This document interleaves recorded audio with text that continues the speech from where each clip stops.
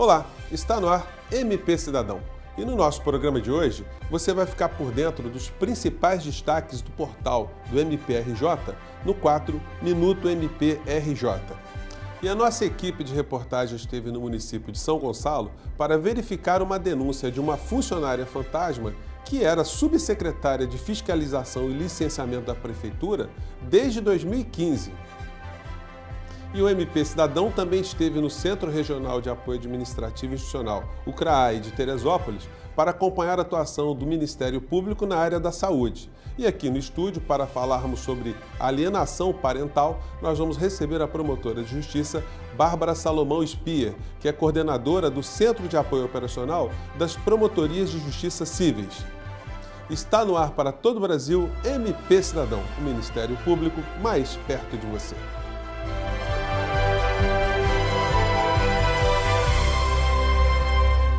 O MP Cidadão esteve no Centro Regional de Apoio Administrativo e Institucional, o CRAI de Teresópolis, para acompanhar de perto a atuação do Ministério Público na área da saúde. Veja como foi.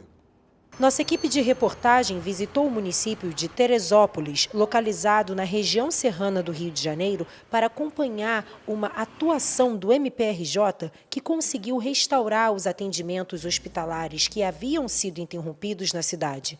Uma questão séria na área da saúde que estava prejudicando a população local. O sistema de saúde em Teresópolis ele tem um problema que não há um hospital público de grande porte que atenda a população. Então, nós temos a UPA, que faz aquele atendimento inicial, aquela porta de entrada no sistema de saúde, e todo o restante do atendimento ele é feito por hospitais contratualizados. O que é isso? Hospitais privados que atendem também a rede SUS. Então, nós temos dois problemas quanto a isso. Houve a dificuldade quanto à celebração dos contratos de 2018 com os hospitais, que havia um impasse, que, na verdade, todo ano há um impasse nas negociações. O poder público alega que está pagando muito, os hospitais alegam que o pagamento está defasado. Então, essa discussão ela é quase que anual. Esse ano nós tivemos uma reunião aqui na segunda promotoria de tutela coletiva, nós ouvimos a situação das negociações e a reunião foi conjunta com os 3 grandes hospitais que prestam serviço em Teresópolis, junto com o então secretário de Saúde. E foi definido o estágio do caminhar das negociações, o que deveria ser feito, o que poderia ser dialogado para se alcançar o consenso, que fosse um meio termo que não prejudicasse o serviço de saúde. E, felizmente, as tratativas, as negociações que a gente serviu, na verdade, como um meio de campo, um intermédio, o Ministério Público não ingressou com uma ação, o Ministério Público simplesmente fez as partes se conectarem, como uma ponte. E nós conseguimos acelerar o processo de negociação e os contratos foram assinados. Com isso, foi restaurado o atendimento nos 3 grandes hospitais que prestam esse serviço em Teresópolis. O MPRJ conseguiu mediar essa negociação com sucesso, resolvendo o problema sem necessidade de uma intervenção judicial. A nossa equipe de reportagem esteve no município de São Gonçalo para verificar a denúncia de uma funcionária fantasma que era subsecretária de Licenciamento e Fiscalização da Prefeitura desde 2015. Acompanhe. O caso da funcionária fantasma da Secretaria Municipal de Meio Ambiente de São Gonçalo, de fato, é uma história sobrenatural. Afinal, não é normal uma pessoa receber um salário sem nunca ter comparecido ao trabalho. Andréia Pinto Costa foi nomeada para exercer o cargo de subsecretária municipal de Fiscalização e Licenciamento na Secretaria Municipal de Meio Ambiente. O MP Cidadão foi conversar com a promotora de justiça, Renata Neme, titular da primeira Promotoria de Justiça de Tutela Coletiva de São Gonçalo, e, de acordo com a promotora, a denúncia foi feita por agentes públicos que estavam indignados com a situação. Eu chamei o coordenador, na época, que era responsável pelo ponto dos servidores, conversei com ele e ele disse que realmente havia uma espécie de um acordo, uma determinação de que o ponto dessa pessoa fosse confirmado. Era mandado para algum lugar e voltava assinado e ele apenas confirmava a presença dessa pessoa. Ele nunca viu, sequer na assinatura do termo de posse. A subsecretária Andréia Pinto Costa jamais esteve na prefeitura ou desempenhou a função para a qual foi nomeada. E mesmo assim, recebeu um total de R$ 174.800 de salário. O Ministério Público está buscando que ela devolva tudo isso, esse valor recebido indevidamente, devolva aos cofres públicos municipais com as devidas correções e, é claro, com multas a serem fixadas pelo juízo se ela for condenada, o que nós todos esperamos, porque está mais do que comprovado que essa mulher nunca apareceu, que ela recebeu indevidamente. Um dinheiro que faz muita falta, um dinheiro que poderia fazer a diferença. Por exemplo, se fosse percebido por um secretário, um subsecretário, que realmente trabalhasse, que realmente buscasse o licenciamento, a fiscalização do meio ambiente, que aqui é tão defasada. Então, e ainda que, se não tivesse um subsecretário competente, que isso fosse reverberado, revertido, por exemplo, em prol até de servidores que estão aqui todos os dias, que efetivamente trabalham e que ganham tão mal.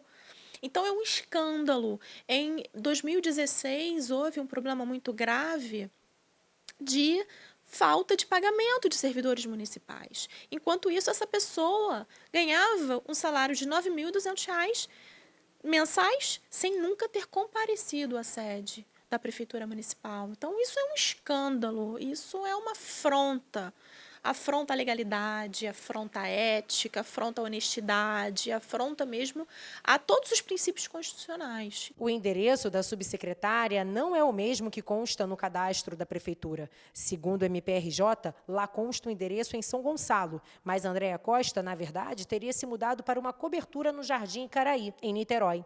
No entanto, o porteiro informou que ela não mora mais no prédio e até hoje ela não foi localizada para responder por seus atos. E agora nós vamos saber quais são os principais destaques do portal do Ministério Público no quadro Minuto MPRJ. É com você, Patrícia.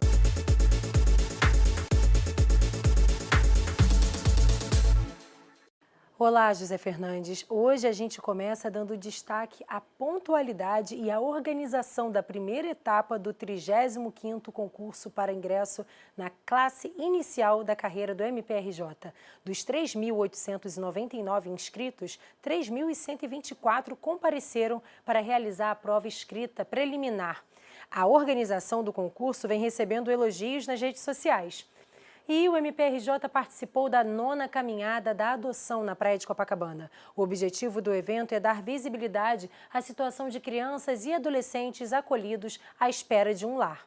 E para finalizar o Minuto MPRJ de hoje, o MPRJ realizou no dia 18 de maio o 3º encontro do ciclo de debates #MudaRio. O painel discutiu o tema da saúde pública no Estado. Vale lembrar que no dia 11 de maio foi debatida a crise fiscal no Rio e no dia 4 do mesmo mês a segurança pública. Para saber o tema do próximo debate, acesse o site do Ministério Público do Estado do Rio de Janeiro. Lá você também pode conferir as matérias na íntegra. O Minuto MPRJ fica por aqui. Até a próxima! E esse foi o Minuto MPRJ. Muito obrigado pelas informações, Patrícia. E a gente vai fazer agora um pequeno intervalo, mas não saia daí porque o MP Cidadão volta já.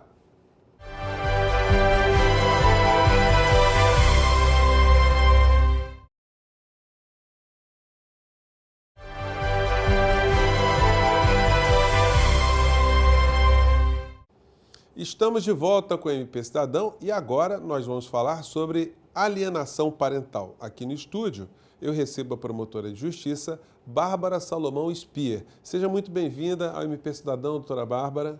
Obrigada pelo convite. É uma ótima oportunidade de falar sobre esse tema tão relevante que afeta tantas famílias brasileiras. E para começar esse bloco de entrevistas e situar melhor o nosso telespectador acerca do nosso tema de hoje, que é a alienação parental, nós vamos assistir um trecho do documentário Morte Inventada. Vamos rodar aqui, vamos lá.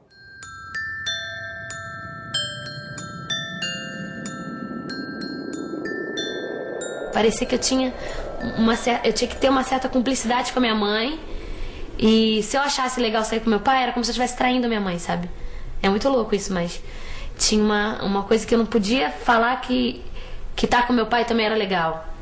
Meu pai ia pra lá com o oficial de justiça, pra tentar buscar a gente, tentar ver a gente. E minha mãe, a gente sempre se escondia em algum lugar, fugia. Um genitor alterar a percepção da criança sobre o outro genitor, né? E em alterando essa percepção, ele faz odiar. Ela proibia eu de encontrar meus filhos. Já que eu não podia tê-las, eu tinha o sonho. E isso a mãe dela não podia me tirar. Aí ela deu a explicação, mas eu não posso fazer nada, que eles não querem, tal. Falou assim, Maiana, fala com seu pai que você não quer ir. Aí foi assim... Depois eu fiquei muitos anos sem ver. E falando esporadicamente para pedir dinheiro mesmo. Quanto tempo mais ou menos você ficou sem vê-lo? Fiquei 11 anos sem vê-lo.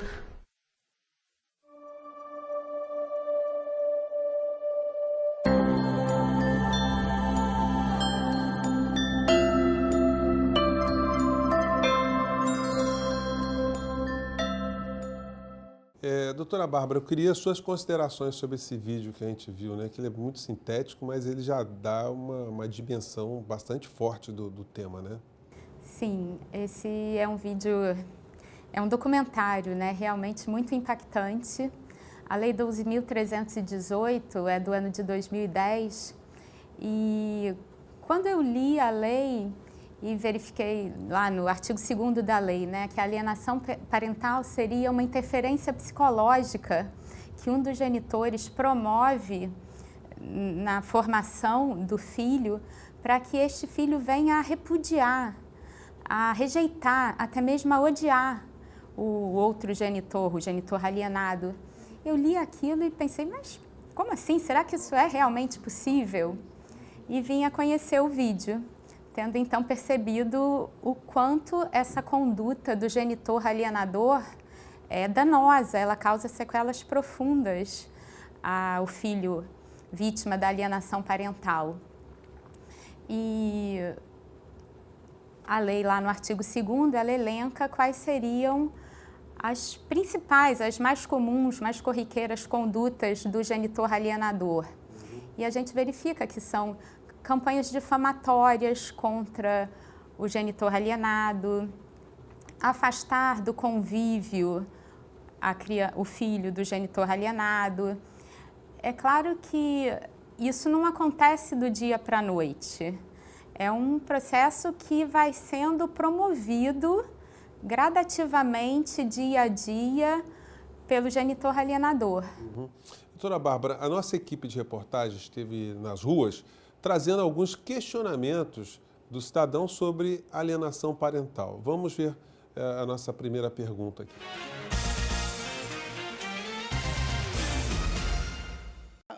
Meu nome é Verônica Pereira Marques. A minha dúvida é, quais são as formas de alienação parental mais comuns? Doutora Bárbara, como é que a gente responde essa questão? O artigo 2º, parágrafo único da lei, ele elenca de modo exemplificativo, quer dizer, não exaustivo, quais são as condutas mais comuns. Quer dizer, então pode ter algumas que estão elencadas ali, mas outras que o legislador nem imaginou, né? Exatamente. Mas são elas, né? É uma campanha de desqualificação do genitor alienado. Então, é aquela mãe que sistematicamente, mãe ou pai, né? Normalmente a gente fala mãe, porque é mais comum a mãe ter a guarda fática da criança, omitir informações relevantes sobre a vida da criança, dificultar o convívio da criança com o genitor alienado, as falsas notícias de eventuais abusos ou falsas notícias em geral que tenham por fim afastar a criança ou o adolescente do genitor alienado, essas são as mais comuns. Doutora Bárbara, nós vamos agora a mais uma pergunta do nosso quadro Povo Fala, né? Vamos ver a pergunta.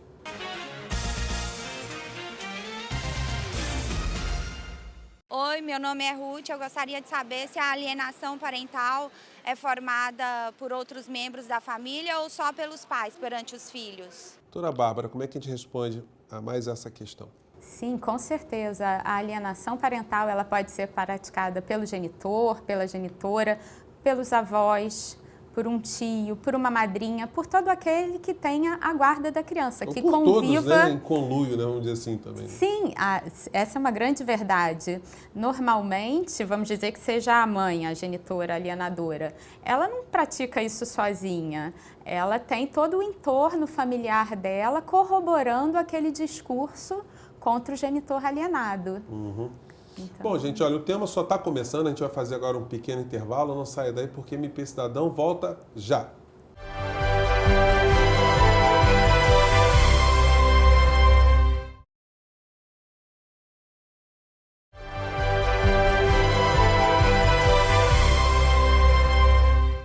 E nós estamos de volta com o MP Cidadão e agora nós vamos para a pergunta do internauta no quadro MPRJ Responde. Vamos lá a pergunta.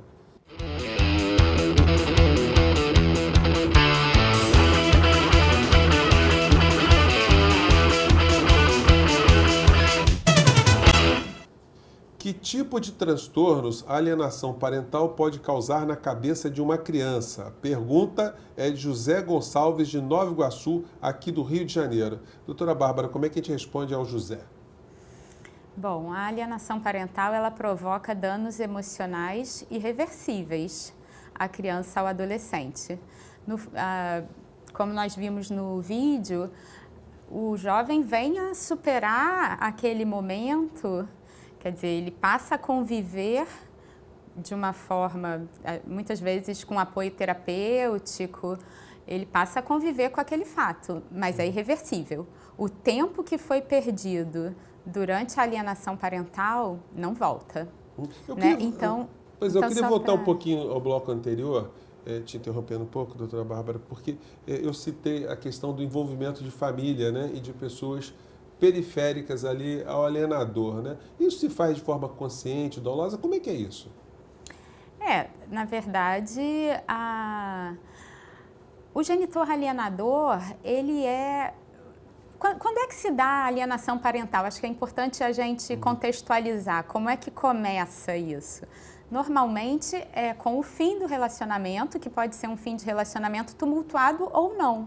Se for tumultuado, o campo já é fértil para que o genitor alienador comece a sua campanha, porque ele está magoado. O filho já presenciou aquele ambiente beligerante na família durante todo o tempo. Certamente, durante o casamento ou a união estável, o genitor alienador já promovia uma campanha difamatória, já diminuía a autoridade parental do genitor alienado, já vinha naquele contexto. Como se estivesse preparando um terreno, né? Com o fim do relacionamento tumultuado, num clima de beligerância elevado, a alienação parental prospera. Mas muitas vezes a alienação parental, melhor dizendo, o relacionamento termina de uma forma pacífica. E o pai vinha vendo os filhos regularmente, a convivência transcorria com normalidade, até que o genitor alienado vem a constituir um relacionamento. E aí, quando mãe traída, magoada, constata que não vai haver o retorno daquele relacionamento, que de alguma forma ela tinha esperança, e o filho também percebe essa situação, a alienação parental é deflagrada. E criar uma memória assim, de que algo muito grave aconteceu, né? Inventar uma história. Isso é uma forma de alienação parental? As falsas memórias são uma forma de alienação parental. Porque a gente se pergunta, né, em relação a uma daquelas condutas exemplificativas que nós mencionamos de alienação parental e que está prevista lá no parágrafo 2º, no parágrafo único do artigo 2º da lei. Falsas denúncias que levem ao afastamento do filho e do genitor alienador. Isso decorre de um quadro de falsas memórias, muitas vezes. Não houve aquela situação, mas crianças muito pequenas, elas não têm muita noção do que é real, do que não é real. Então é aquele ditado, uma mentira repetida 1000 vezes se torna uma verdade. E não é só a mãe a noticiar aquele fato, é o entorno também. A avó, a tia, todo mundo preocupado com aquela situação. Muitas vezes a criança volta da convivência tristonha, cabisbaixa, não porque ela não tenha efetivamente gostado de estar com o genitor visitante, e sim porque ela tem uma cumplicidade com esse genitor guardião. A gente procura evitar falar pai e mãe, porque a gente tem em mente que pratica alienação parental tanto o pai quanto a mãe. Mas a gente acaba falando mais da mãe alienadora por ser mais comum. Doutora Bárbara, diante desse quadro todo que a senhora comentou, a pergunta é, o legislador tratou desse tema no campo das sanções, né, para quem praticou a alienação? No campo civil, no campo criminal, qual o tipo de sanção que a pessoa que está fazendo esse fato, né, ela está sujeita? A própria Lei 12.318 prevê algumas consequências para o genitor alienador. E note-se que são consequências que visam a proteger a criança, a vítima, né? Então, entre essas penalidades, que nós chamamos também de consequências, estão as seguintes: ampliar o regime de convivência com o genitor alienado. Isso é importantíssimo, porque muitas vezes, diante de uma notícia de um falso abuso, o juiz não sabe se é falso ou se é verdadeiro. E imediatamente ele suspende a convivência como forma de proteger a criança. Isso é um presente para o alienador. Isso é um prêmio. Então, na verdade, há que se manter essa convivência de forma assistida ou em locais públicos, salvo se a prova for muito robusta. Mas ampliar o regime de convivência com o genitor alienado é uma medida prevista na lei e muito importante para salvaguardar essa criança. A lei prevê também o acompanhamento psicológico desse núcleo familiar. Também a guarda compartilhada, que obriga os genitores a compartilharem as informações importantes em relação à vida daquela criança. A imposição da pena de multa e a mais severa das medidas, que é a inversão da guarda e a suspensão da convivência. Essa é a medida extrema. Quer dizer, a lei não tratou de aspectos penais? Sim, tramita no Congresso Nacional um projeto de lei que criminaliza a conduta de alienação parental, mas ainda é um projeto de lei. E no caso de pais que se separam normalmente, que não tem nenhum tipo de litígio, né, algum tipo de ação que eles possam tomar, né, para evitar a alienação parental?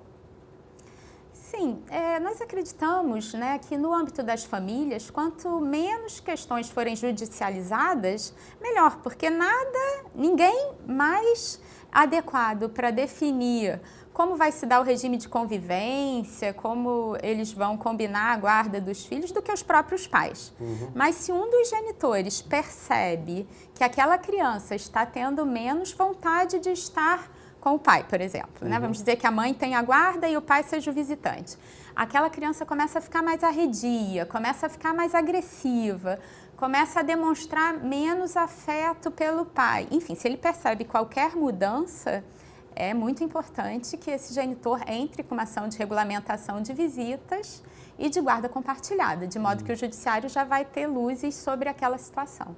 Doutora Bárbara, e na coletividade, no meio social da criança, as escolas, enfim, é possível fazer alguma coisa para interferir positivamente nessa questão, quando uma criança sofreu alienação parental?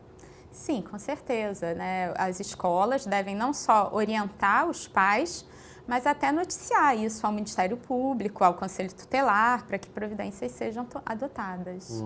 Então, quer dizer, é papel da escola ter uma atitude proativa, né? Sim. Ela chegar... E agora eu queria que a senhora falasse também, doutora Bárbara, que a gente não pode terminar o programa sem falar nisso, né? Sobre o projeto Pais em Paz. O que é isso? Pois é.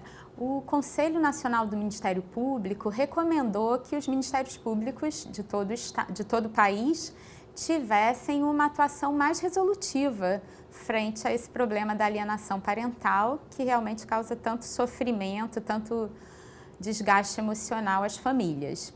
E o Ministério Público do Estado do Rio de Janeiro criou, um projeto da nossa autoria, promotores de justiça e psicólogos do quadro, criaram o projeto Pais em Paz, que funciona da seguinte forma. Em um processo que tramita numa vara de família, de guarda ou de regulamentação de visitas, se o promotor de justiça percebe indícios da prática de alienação parental, ele pode requerer a suspensão do feito por até 90 dias e encaminhar esse núcleo familiar para a nossa equipe, para o nosso corpo de psicólogos. Nessa semana, nós capacitamos os psicólogos de todo o estado do Rio de Janeiro, que atuam no Ministério Público e que agora estão aptos a fazer esse atendimento às famílias. Qual é o objetivo do projeto Pais em Paz? É exatamente favorecer, fomentar essa convivência dos filhos com ambos os pais, porque a convivência familiar é um direito assegurado constitucionalmente. Está lá no artigo 127 da Constituição Federal. Então, nós, atentos a essa questão, criamos o Pais em Paz. Olha, o programa está muito bacana, mas infelizmente o MP Cidadão de hoje fica por aqui. Eu gostaria de agradecer mais uma vez a participação da promotora de justiça Bárbara Salomão Spier, e você também pode nos acompanhar através das nossas redes sociais, mandar suas críticas e sugestões para o nosso e-mail, que está aparecendo aí na base do seu vídeo. E a gente se encontra na próxima semana em mais um MP Cidadão. Um forte abraço e até lá!